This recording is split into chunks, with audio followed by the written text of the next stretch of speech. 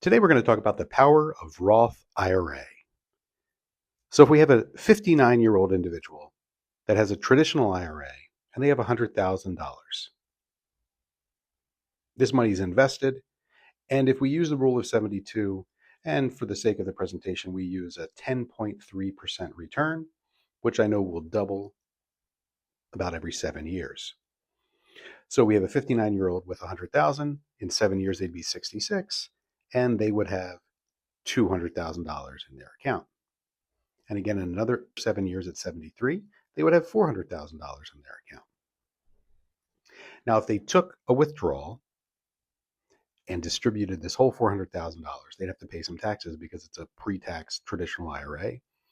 And if we're paying about 33% in taxes, we're going to pay about $132,000 roughly in taxes. So let's think about how we could do this a little bit differently. And if instead at age 59, we did a Roth conversion, so we took $100,000 from our traditional IRA and converted it into a Roth IRA. So we still have $100,000 and it's still invested. Still going to be invested in the same thing. It's going to get 10.3%. So in 7 years, we would have $200,000 in that account. And in another 7 years, just like on the traditional IRA side, we'd have $400,000 in this account. Now, if we do the distribution at this time, because it's in a Roth IRA, we're going to pay $0 in taxes. So I'd certainly much rather, at the age of 73, have $400,000 in a Roth IRA than $400,000 in a traditional IRA.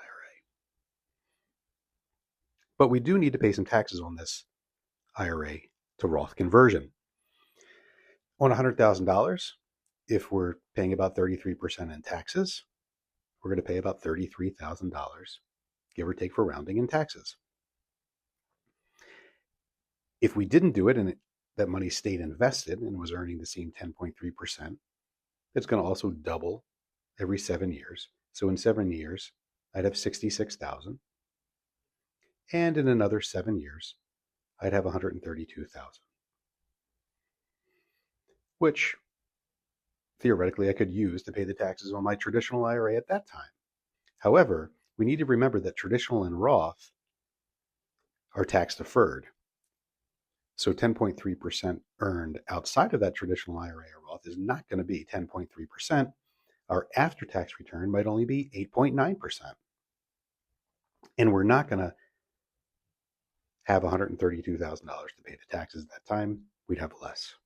So we've proved here that the Roth in this scenario is never behind the traditional IRA.